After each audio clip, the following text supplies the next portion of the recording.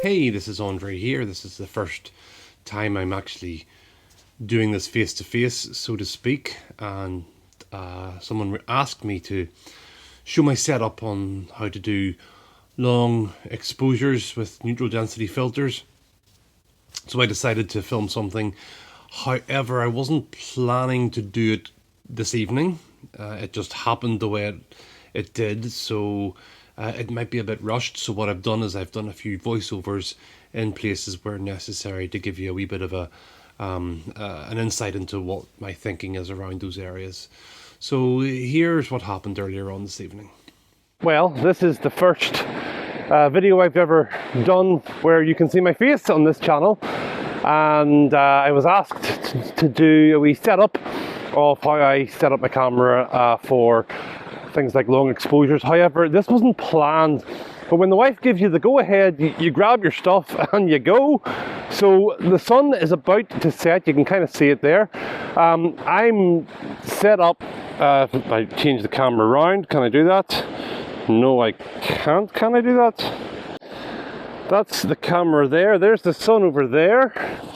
I'm pointing towards the castle in the background, which, if you see it there, there's the castle.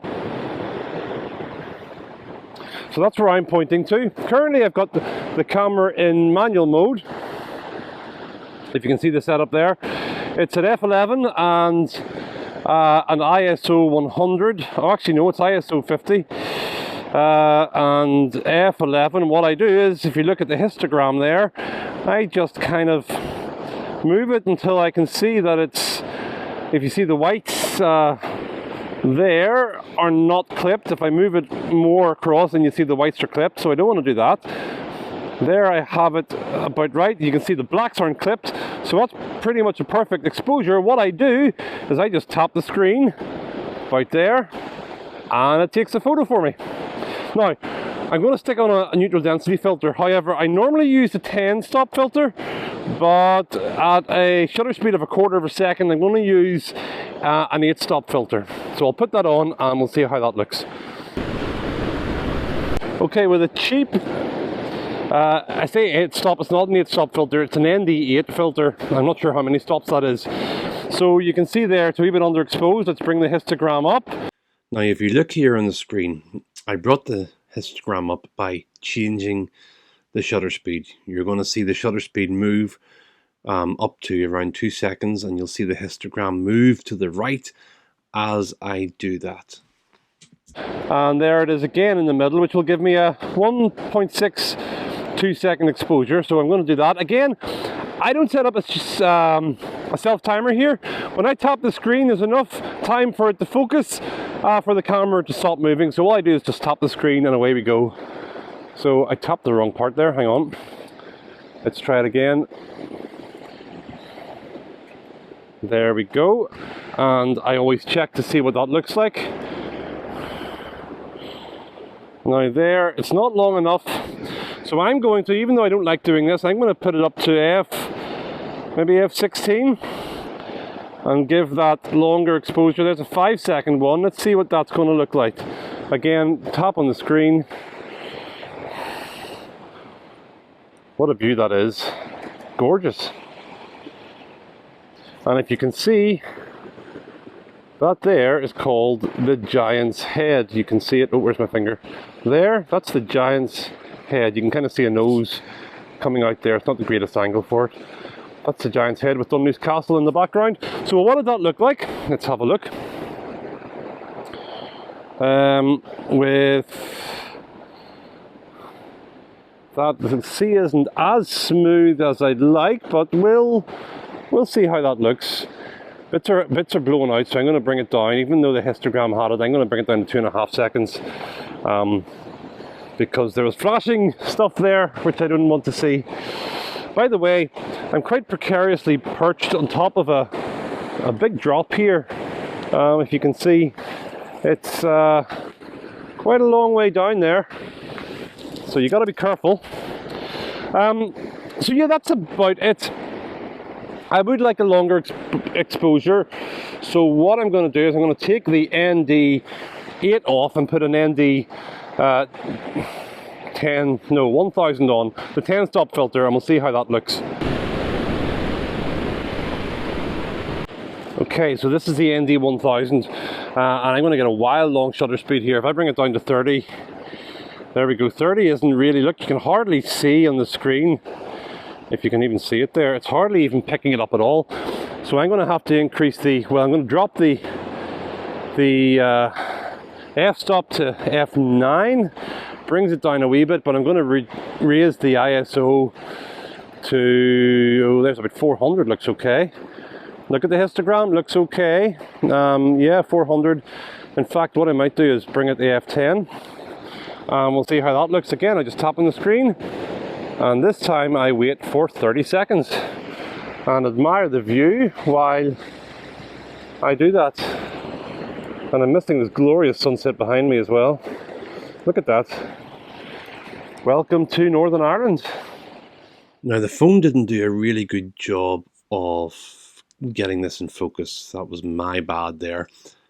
But if you look at the screen, you'll see the shutter speed is at 30 seconds. The aperture value is 10 seconds. We know the ISO is at 400. The histogram, you can see, kind of goes across from left to right, but you can see by the wee notches on the bottom right that the notches to the right of the middle there, it's just about visible. You can see that there in the exposure sort of setting part. I'm not quite sure the official word for it, but that notch is to the right of the middle, which means that the shot is going to be a little bit overexposed. So what I would need to do, or what I should have done, is bring that up to f11, or bring the ISO down to maybe ISO 200 or something like that, so that will be more in the middle, because you want to get that notch right in the middle there. With ISO 100, that looks okay. What I'm going to do now is turn the camera to a portrait orientation to see if I can get more of the sea down there. So that's the next setup, and see what that looks like.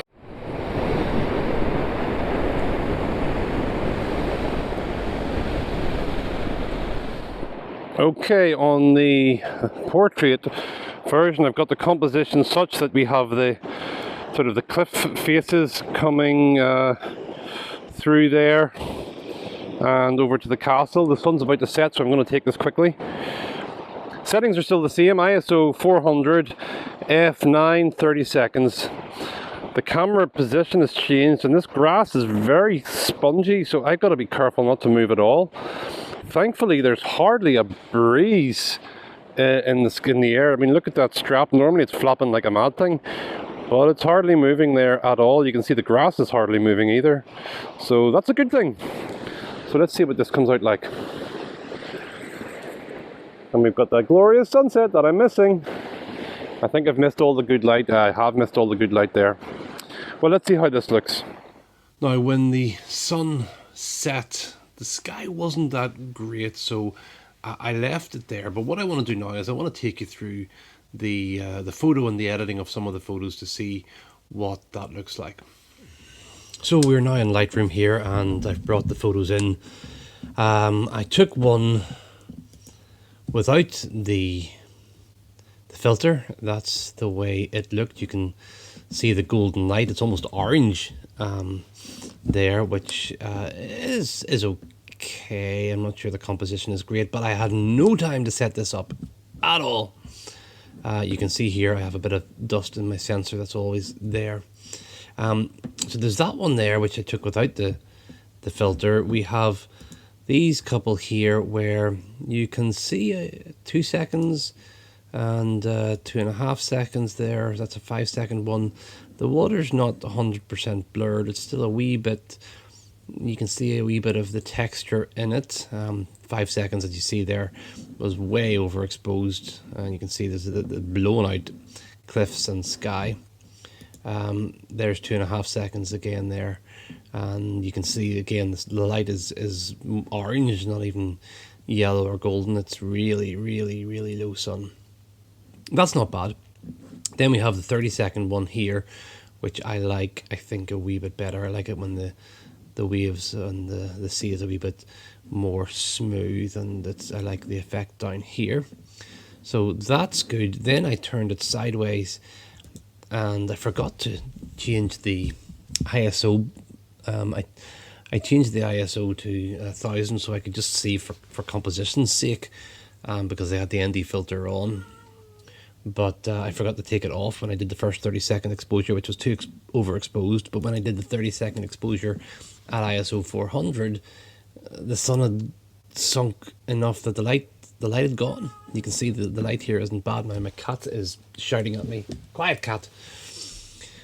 So what I decided to do was to blend the two together, just to merge the two. I selected both images, right-clicked, and you go to Photo Merge, HDR, and I put the overexposed and the underexposed together. I set a deghost of none, because I don't think there's really any need to deghost anything, and so that's the image it gave me. And when I did it, there it is there. So I quite like that. I'm not sure where I'm going to crop that.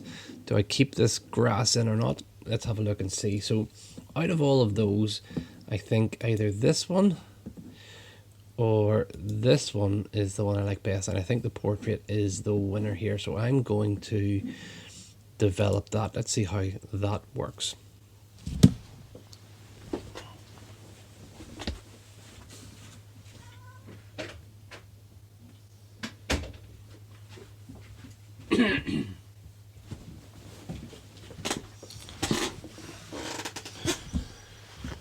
Okay, so I have some presets that I would maybe go through here and see. If you can see as I move the mouse up and down, it gives me different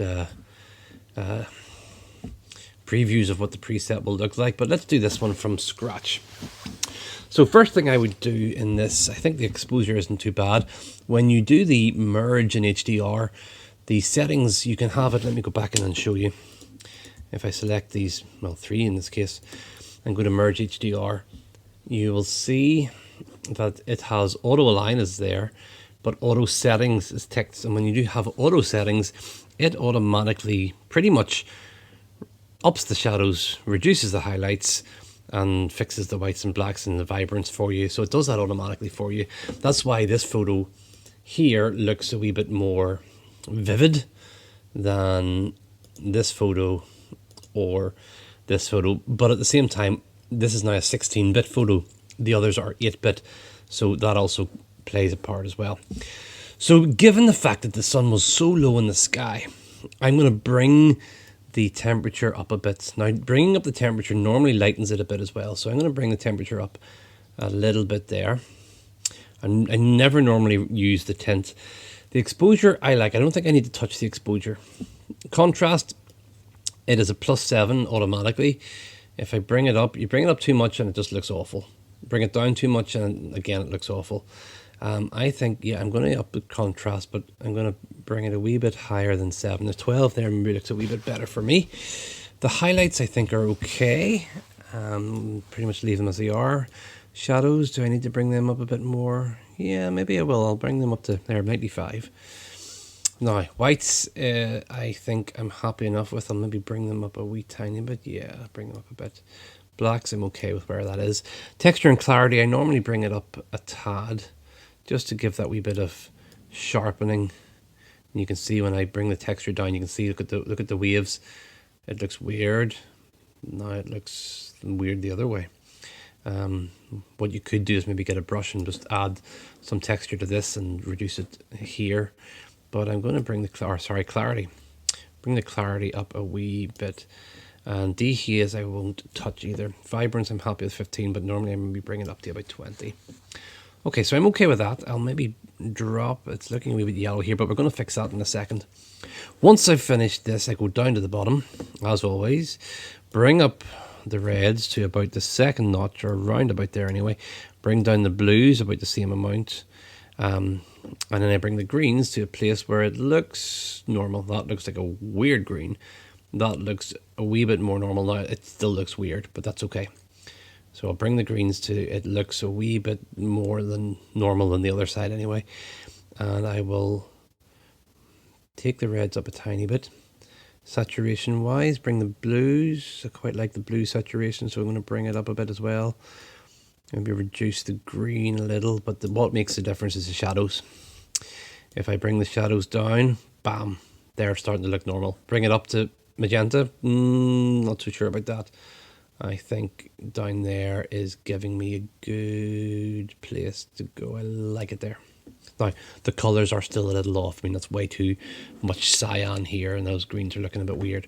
So as soon as I do that, what I do is I go up to the hue, saturation, luminance, and I tweak the hue till it looks normal. So start with the reds, bring the reds down, bring the reds up. Nothing much really happening there, but you can see a wee bit sort of around here. If you look at the reds, you can see it change. I think bringing it up makes a better change. Oranges, you see a noticeable difference here. Whoa! So we're hitting pink or green somewhere in the middle here. I think we want to go a wee bit to the right to take away some of the orange and make it a wee bit more yellow. The yellow, let's see what that looks like. We're really looking at the green in the grass here. Look here. You'll see it change if I bring that up. There it's green. That's the way it should be. It's the color it was. It wasn't that color, so I'll maybe bring that up a bit. The green itself, okay, we're hitting the area down here. And I think that looks like toxic green. Don't like that. I'll bring that down a little. Now the blues, again, we thought that was a wee bit too cyan. If I bring it to the left, we're looking really weird. Bring it to the right. Oh, now look what's happening. We're starting to see a wee bit more normality. Again there, I can deepen that, or I can make it a bit cyan, but let's try and get it natural.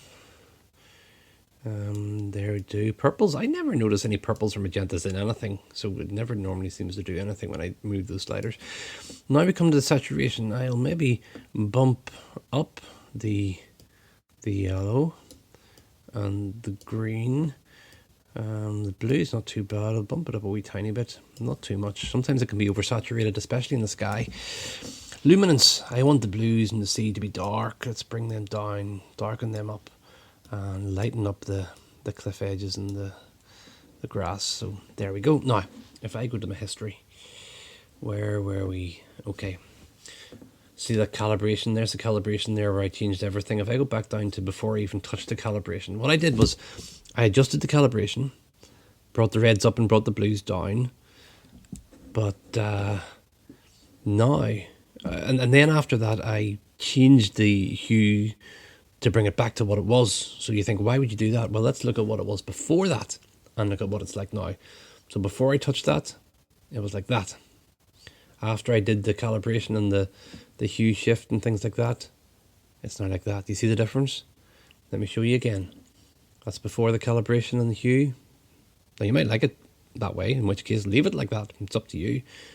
After, it's like that. Okay?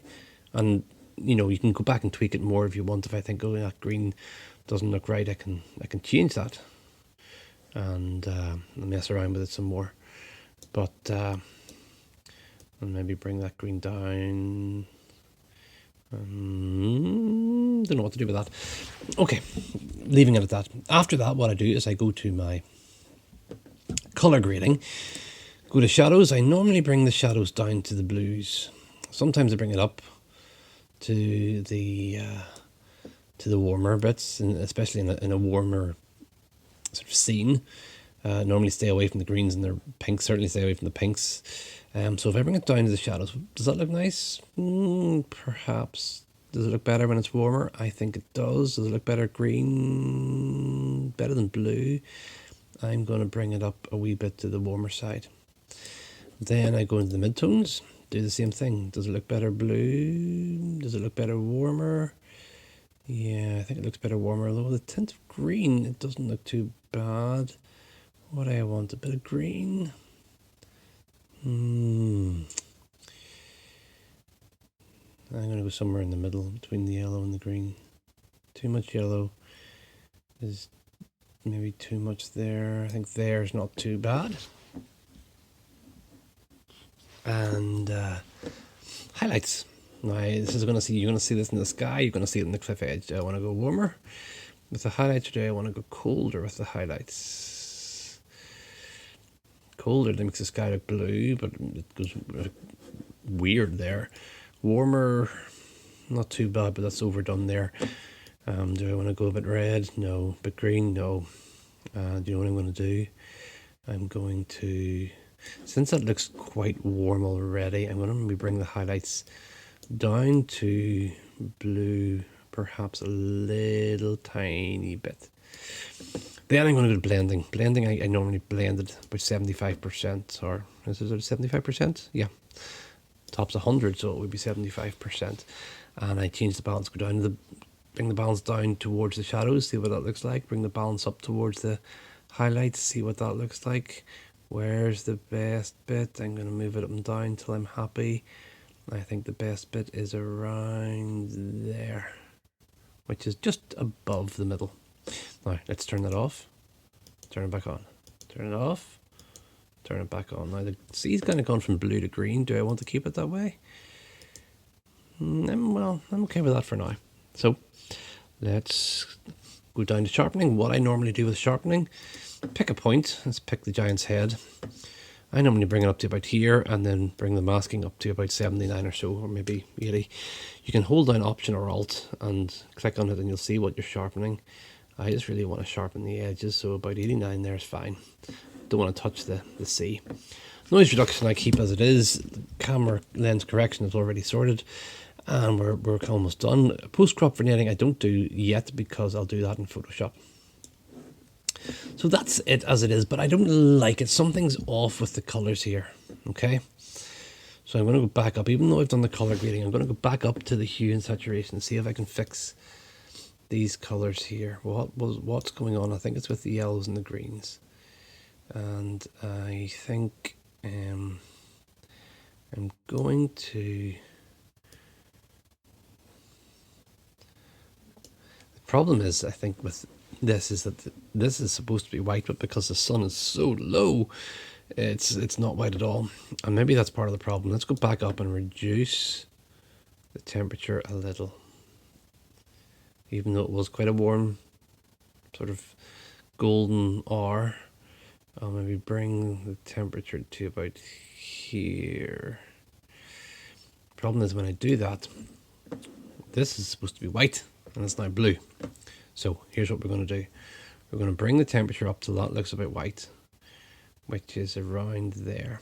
Okay, now this is far too warm now, but that's okay. We'll go down to the calibration and we're going to bring down the reds a wee bit, and that'll take some of the reds out of that. And then, maybe I took a wee bit too much. Then we'll go up to, where are we going to go? Up to here. Let's go to masking and we'll select subject and see if it picks these cliffs out as a subject. It might not. Oh, it does. Perfect.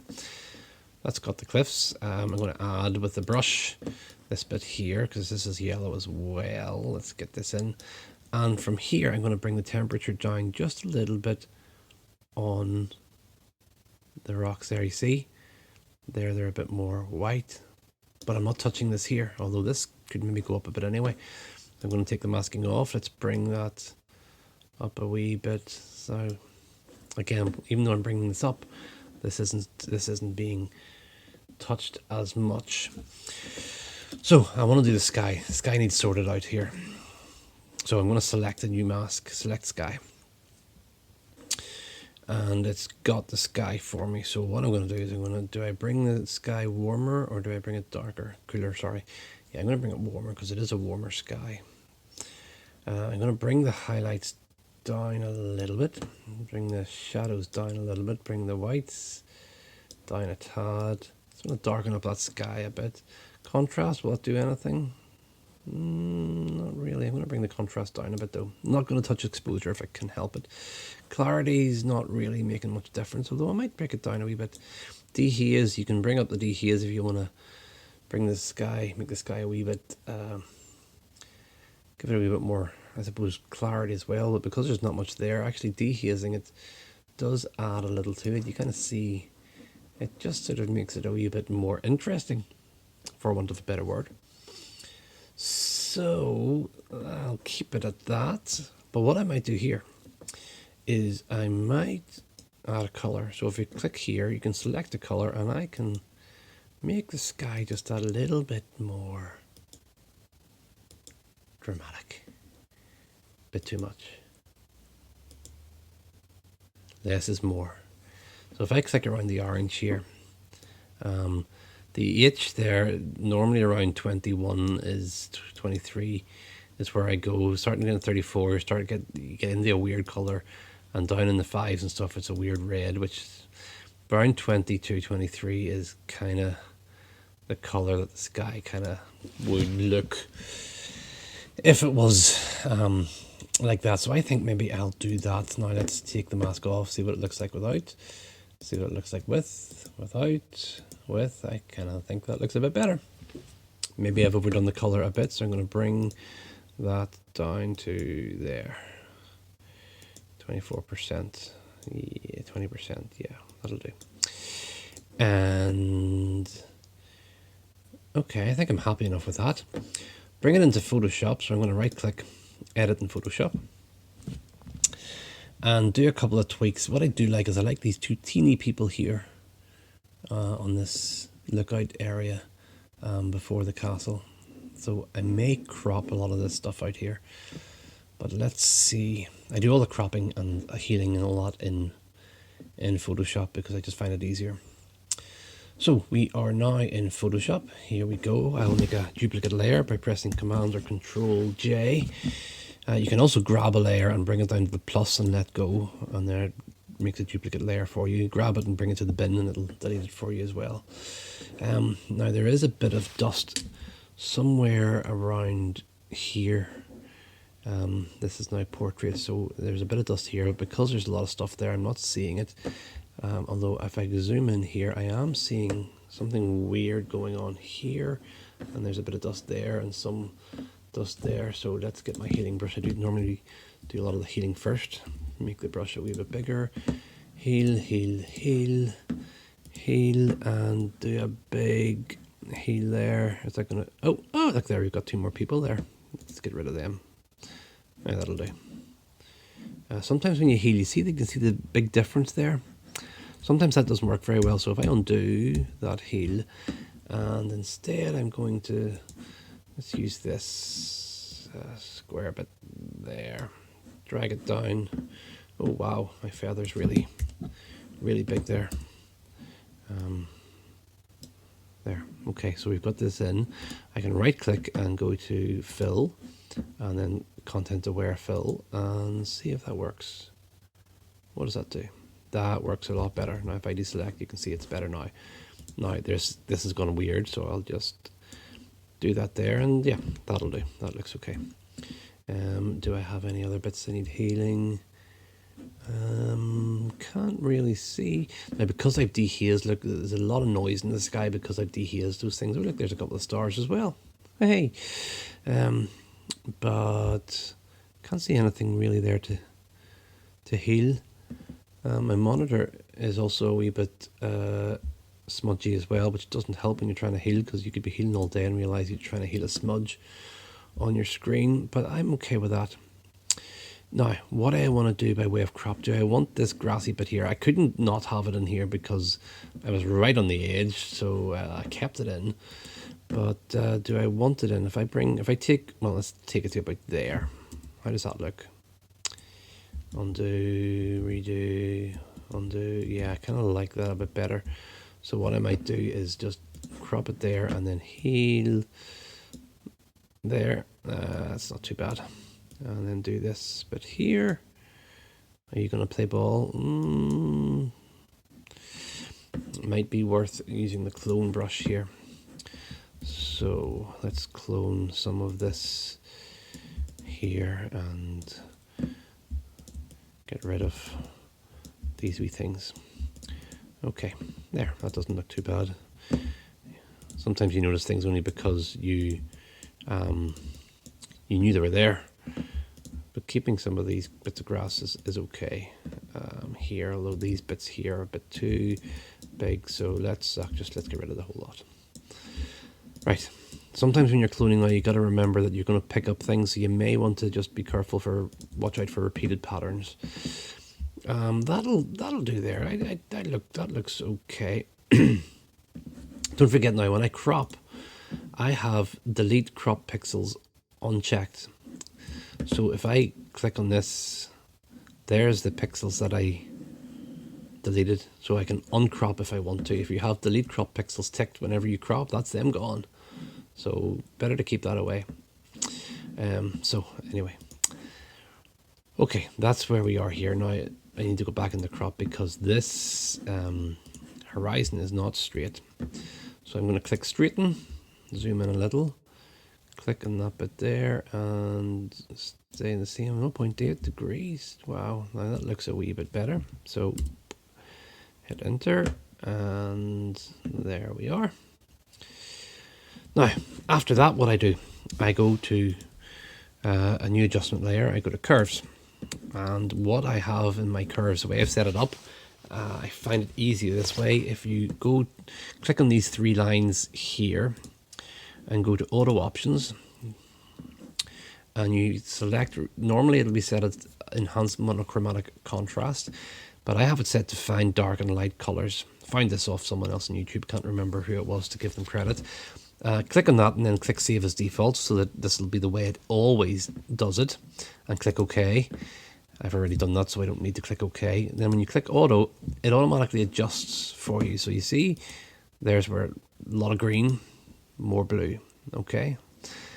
Now, if you don't like, I like what it's done, but not all the way. So I'll maybe bring it down there to about 60%.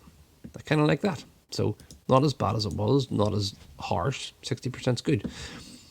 I then go and do selective color, and I always seem to do this, and bring the reds and greens up. So the reds there, if I look at the reds, as I bring that up and down, I'm changing this green to red, really. Look there, there's a lot of red there. But green looks, if I bring up the cyan there, the green looks a wee bit better. Do I increase the magenta, decrease the magenta? See, decrease it too much, then it looks weird. Increase the magenta, it's starting to look weird a wee bit as well. But a wee bit of magenta, do I want to bring more yellow in? Yeah, not too much. Okay, so that's okay with the reds. Now what about the yellows? Again, I'll bring the yellows up a little bit. It is quite green there, but I'll bring the magentas to take the harshness off the green. And the yellows, I'm going to not really touch at all, because if I bring them up, we're getting a weird color green. If I bring them down, it's looking weird as well. So we'll just keep that pretty much where it is. Greens, funny, we've used the reds and the yellows and we've adjusted the greens in the grass, but what does the green do? Doesn't do much. In fact, it does more to the sea than it does to the grass. So I'll maybe bring the cyans up a wee bit. And the magentas, cyan, where are we at now? Look at the sea and the sky. Bring it to the left, almost desaturate it, bring it to the right. Do we want a bit of cyan in the sea? Maybe. Bring the magenta up to bring it down, and again you're looking weird. Bring the magenta up again and put that blue back in, and bring the yellow down a bit to bring the blue back in as well. And then blues, bring up the blue, cyan, not doing much. Bring up the magenta, not doing much. So not much happening there. And the magentas I never touch because there's never anything normally there. Now, what does it look like? Click on the eye to see the changes. Subtle, but I like it. So we've got this sorted, we've got this sorted, and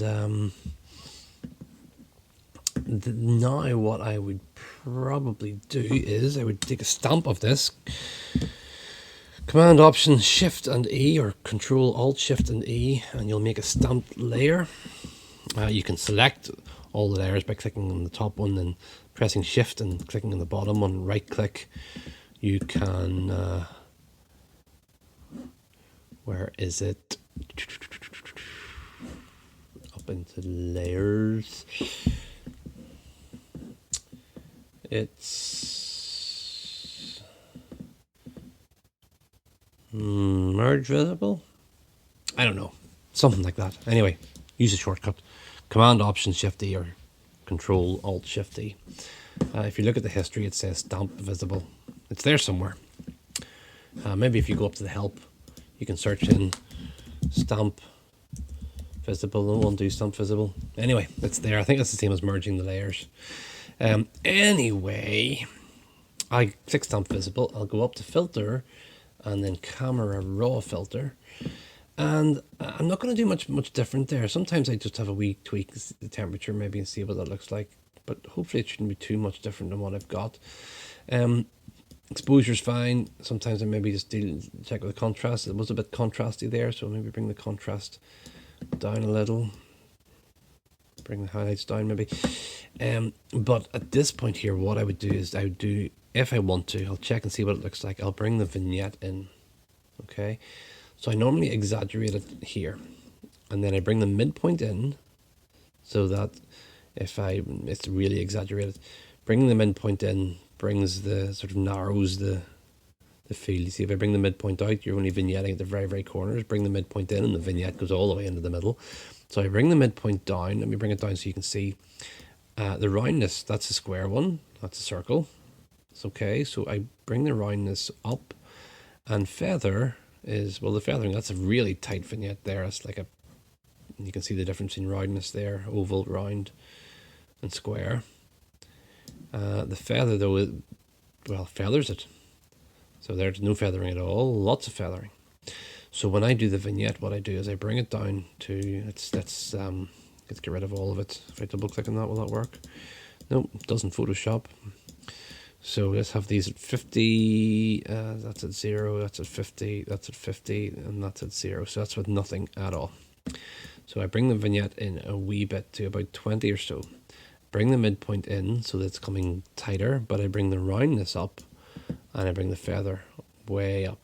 So you can hardly see the vignette, but if I undo it, you can see, look, there's click on the eye, it's gone, there it's there. Do I want the vignette? I think I do want the vignette. I kind of want the sky to look a bit better though. It's kind of almost there, but not quite. So I'm going to go back here and select sky and see what I can do with the sky. Is there anything I can do here? Bring the highlights down. Can I change the temperature to make it a wee bit? Maybe that brings a wee bit more color to it. Maybe I just increase the saturation a bit in the sky, just to make it stand out a little, because there's not much there in it. Texture. Yeah, let's bring that texture down, bring the clarity down a little. Do I want to dehaze it even more? It's maybe a wee bit too much. Has that helped? I don't know. Let's have a look at the sky. Let's take off the thing. There we go. Yeah, maybe that's helped a little bit. It's kind of warmed up the sky a little. And I'll click OK. Now, because I've stamped the layer, I can undo it and see what it looks like. But if it's too much, I can bring the opacity down if I want to. But I kind of like that as it is. And what I might do is I might do another curves and just check what happens if I take away the blacks by clicking the bottom point on the curve and bringing it up. That will remove the blacks, and then I can decrease the shadows and increase the highlights a little bit. Now, does that make it better? By taking away the blacks, you can sort of see it in the corners. And here, does that make it better when I take away the blacks? Now it becomes grey. Do I like that? I quite do. Rather than adjusting here though, I might just bring the opacity of that down 70%. A wee bit better. I do like that. So there we go. And I think that's where I will stop. And I have an action set up with my shadow frame. If you want to have a look at the shadow frame, it's there in one of my other videos. There only are about 5 or 6 videos at the minute, so it's not hard to find.